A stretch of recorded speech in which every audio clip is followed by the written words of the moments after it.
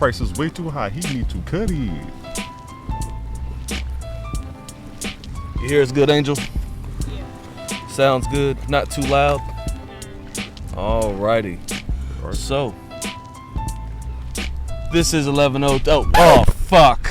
I fucked. This is All Day 1102 Network, and this is your boy Get Low, one of the three kings of I'm about to say 3 kings of comedy. What's up with this comedy shit? We are fucking up the intro. One of 3 kings of this podcast and shit. You feel me? And this is Jarrins' thoughts. We are gonna keep this shit in, cause this is some live. And I'm gonna try it one more time. All right, now this is All Day 1102 Network. This is Jarrins' thoughts. I am one of 3 of the 3 kings of podcasting. My name is Kashawn Chadwick, and this is your boy Get Low, aka Mr. Bedroom Miser, panty dropper himself. And yes, I fuck fat bitches. Your boy Get Low, and this is Jarrins' thoughts, episode 2, officially. And we would like y'all to hit that like button. It'll be right here. Bing! And we want you to hit that subscribe button. It's gonna be right here. Bing! And you know what I'm saying, hit that like and share button, man. And a couple of Jarrins' thoughts today, man. I want to jump right into it. Talk to me. It's something that we didn't get a chance to discuss on the last podcast, and I want to talk with you about it. What is it like to deal with a jealous partner, and what is it like to deal with a partner who truly has your back as far as your career goes, and what does that mean? Well, first of all, I'll start with the career. I'm a truck driver, so it's a woman of my caliber is going to know that 9 times out of 10, first of all, if she wants me to make this money, she's practically going to be a single mother. I'm going to be gone. A lot. You know what I'm saying? I come home 4 days out of the month. Out of the month? Yeah. Unless you stay out and do 2 months and then come home for a week or 2.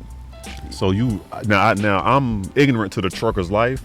I know a week equals a day home. Most truck driving companies, a week equals a day home. Wow. You are really put me up on game. I did not know. I knew y'all spend a lot of time on the road, but damn, that's a lot of time, bro. Unless you do, but it's basically the same thing if you come home every weekend. Okay. Because you got to remember, you're maybe gonna make it home Friday, but you're gonna have to leave Sunday. Shit. So you better enjoy that time. Well, yeah. Every time has to be special. To correlate it to jealousy. Mm-hmm. First of all, man, women think that when truck drivers are out on the road, we're getting pussy and we're living our life and living the good life and we can't get in trouble because we can't get caught. Dude, all we see is the road, bro. That's it. we see the road, tunnel vision. We see the road. We see it just like fucking this, and that's all we see. It's gonna take a strong woman for me to be with, to be able to pursue my career and pursue my dream. Okay. So I had to put mine on the back burner until I have that. Okay. A jealous woman, a jealous partner, could be jealous of you in your career, jealous of your the money you're making, or even jealous of when in the social settings you're in. She see that you could be not necessarily a social butterfly per se, but she can see that when you're in the room, there's a light there, and people want to be involved in your light, and they may be jealous of that. Having that partner jealous of you in any way, shape, form, or fashion. Have you ever had to deal with that? Not too much. I've dealt with a younger partner who was still in the rebellious stage of life. Okay. I've had that happen before too. Who didn't understand the meaning of, because I pay the bills, because I do this, because I do that, I can do certain things.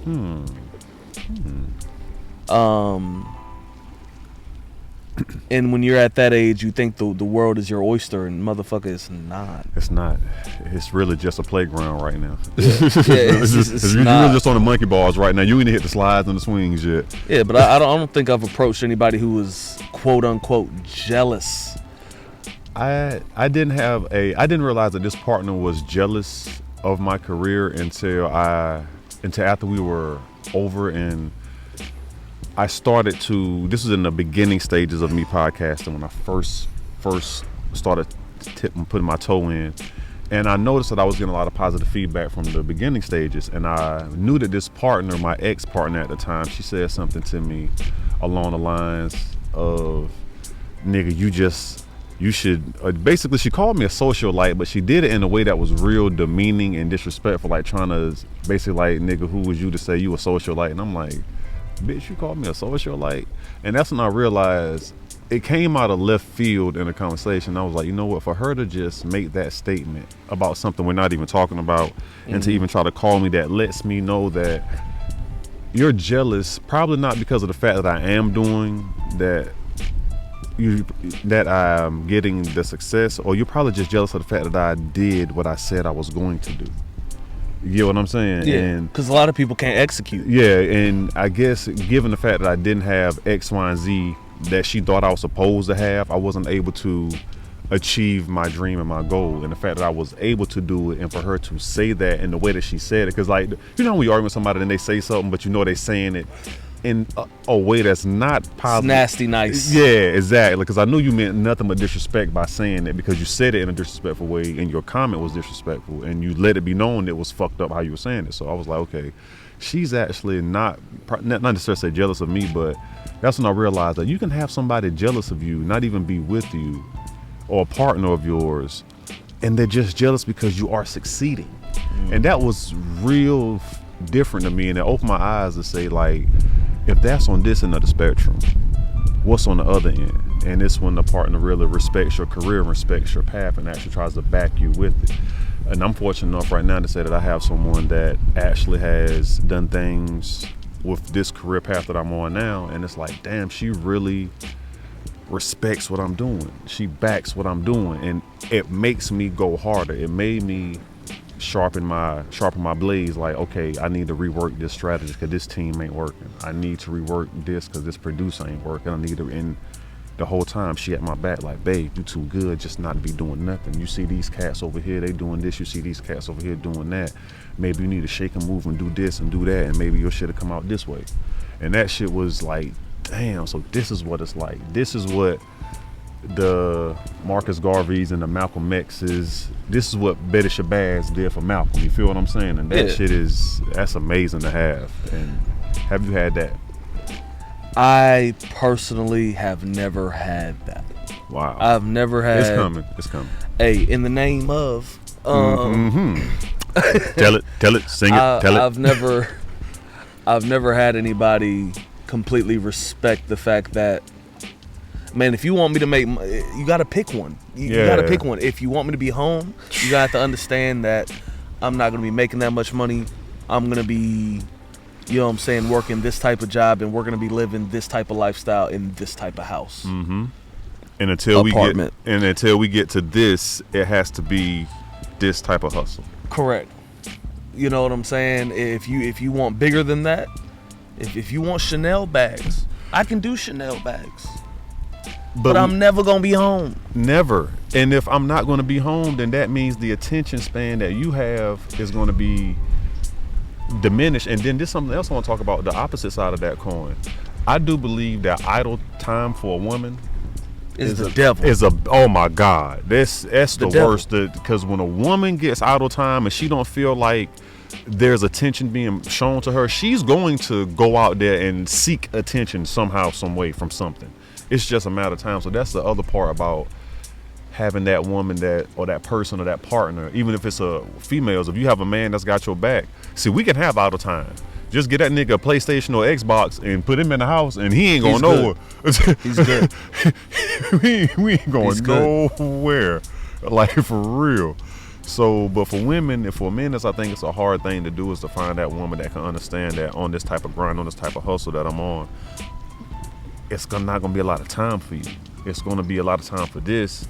Yeah, it's going to be a lot of free time to shop, a lot of free time to go ball out and do X, Y, and Z when we get to that point. But until then, just get used to not seeing me. And when I see you, don't be mad if all we doing is fucking and eating and going out, because we got to do something to rekindle the flame. Right. So there's going to be a fucked up pattern when he's around, but you have to deal with that to get to where y'all want to be. Right. All right, now, getting off of that, another one of Jarrins' thoughts. Coming up as young men, there was a lot of good movies that we seen as kids that made us, whether it be like Sandlot, the Goonies or whatever, things like that. If there's any kid movie that you can see remade now that you would like to see done right, what kid movie would you like to see brought back? That you would go like, damn, okay, I seen that when I was a kid, and I would take my kids to go see that. Ants. Okay. Live action or still CGI? CGI. Yeah, you can't do no. I don't think you can coordinate real live action. Yeah. I don't think we can make real ants around this bitch. Do shit we want to do. Yeah, unless you got Ant-Man for real in this motherfucker. Right. Another CGI, Fancy Free. I've never seen that. Fancy Free. It's a Disney movie. You gotta see it. It's dark. Okay, never saw it. It's dark. Oh, I like dark shit. If I can see a kid movie that I love coming up remade, I want to see Little Giants remade. Little Giant? Yeah, you know what I'm saying? What about Small Soldiers? With way more action. And then let's make the ones that didn't want to fight back, the piece of motherfuckers, give them some kind of combat skills. Because it was kind of fucked up to just watch them get maimed and torn apart as toys. You're like, damn, they killing this motherfucker. Right. So I would love to, that would be dope too. But I would say that. And another one, I ain't going to hold you. The Nightmare Before Christmas. That's a classic. If they can actually like kind of redo that live action with if they could do, because Tim Burton could do some shit live action. Is he even still alive? I don't know. But you know what I'm saying? Like, I know it sounds fucked up, but I would like to see those. That'll be my joint. I'm gonna say, yeah, Small Soldiers, Little Giants, and The Nightmare Before Christmas. If I can see those joints remade, okay, I would really love. Because those are, as a kid, that's for shit you couldn't remove me from the TV from. You know what I'm saying? When those was on, when I was stuck. And Sandlot, in the Sandlot, yeah. They remade Sandlot, didn't they? I think they made a part 2. Yeah, the Sandlot 2 was on the same level of Belly 2. Yeah, it was like Home Alone 3. Yeah, what the fuck was that? Like, they should have left that shit alone. Yeah, Home Alone 3? Home Alone 3. That's stupid. Okay, now the next topic I want to go into, my brother, just real quick. As men, we are faced every day with being held accountable for being losers in a degree. And what I mean by that is, if a man doesn't work on his gift and his craft or whatever it is he works on, he's good at to make himself better in life. But the question I want to ask about that is, why do people, especially men, why do you think we as men have a tendency to run away from our gifts, the things that God gave us to do to be great in this life, whether it's playing video games, whether it's sports, fighting, hell, nigga, if all you can do good is lay pipe to these hoes, like, it's something out here that you can do to be better in this society and make the world a better place. So why do you think we as men shun away from that? I think society has minimized us to work since we were kids. I mean, school looks not much different from jail. It's damn near set up the same way, the same hallways, the same systems, same bus, same trays. Same bus, same trays, same food. Yeah. To a degree. I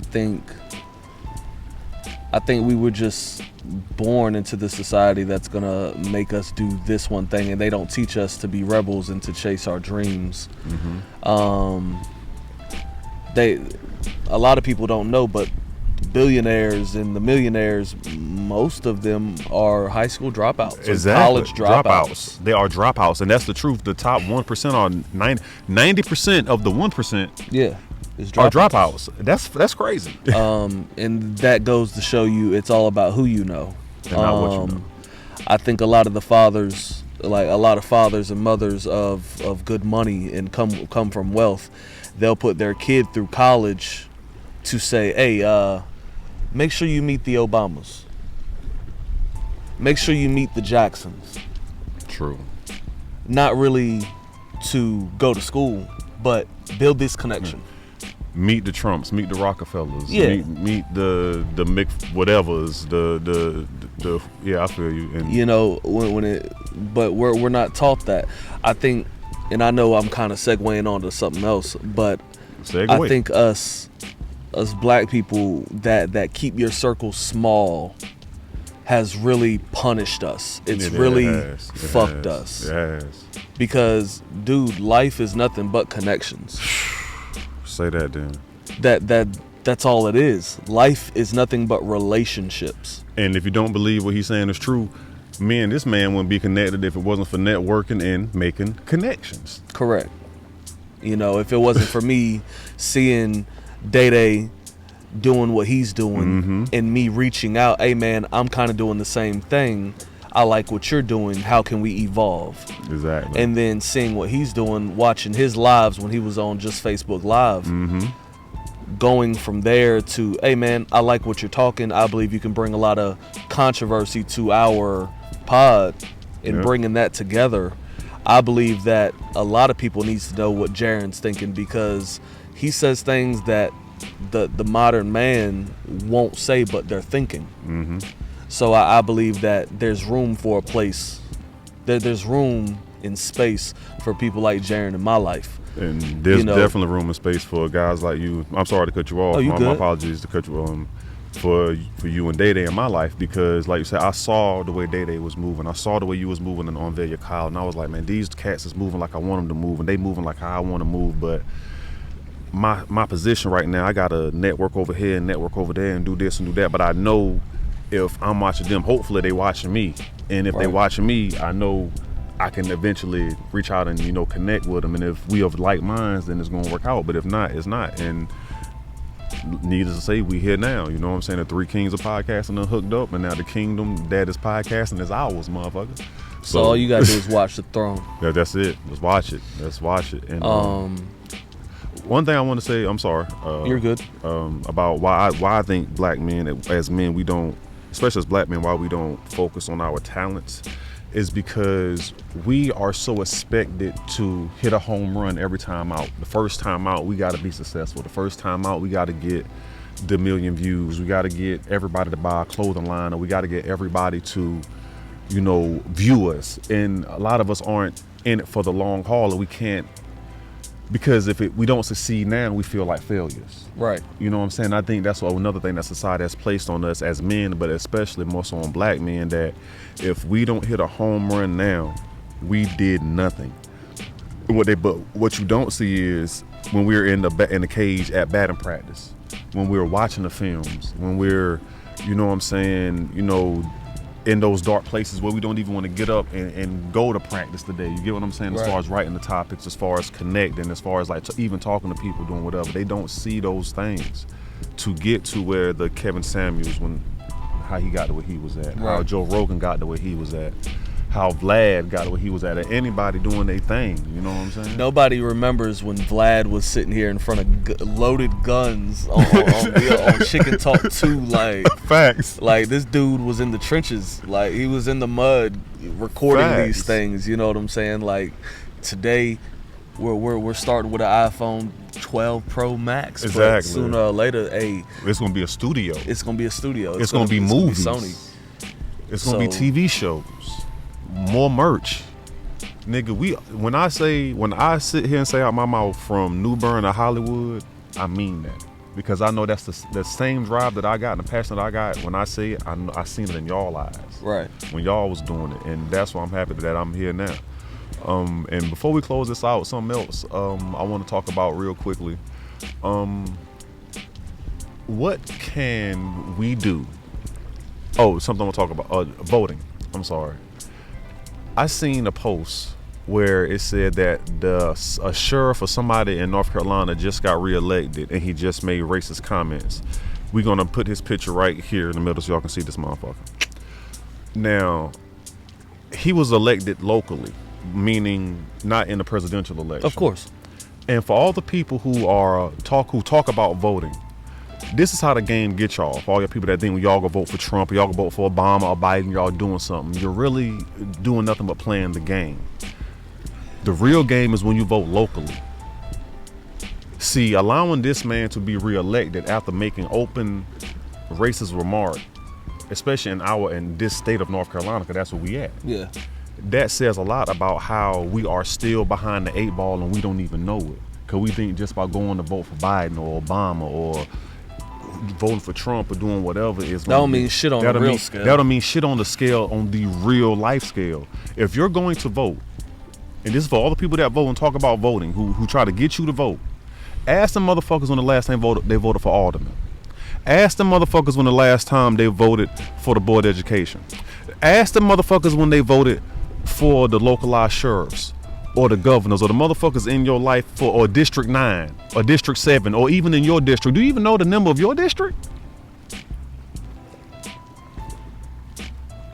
We're in Ward 2 right now. This is facts. This is and thank you. We are at war right now, but the battlefield, like Prince said years ago, is in our minds. And the best way to beat a motherfucker is to make him think he already won the war when he ain't even put on his motherfucking hard hat for the battle. 48 laws of power. Nigga, I just don't be saying shit to be saying it to sound crazy. I'm the nigga that addresses the elephant in the room when all y'all sitting there looking at it. You see this big ass motherfucker over there, but I'm the only one gonna say, hey, y'all don't see this big son bitch sitting right here? So we just gonna act like he ain't here. So I'm telling y'all right now, man. And this is for all the people that always come at me about voting, the people that always say, voting is important.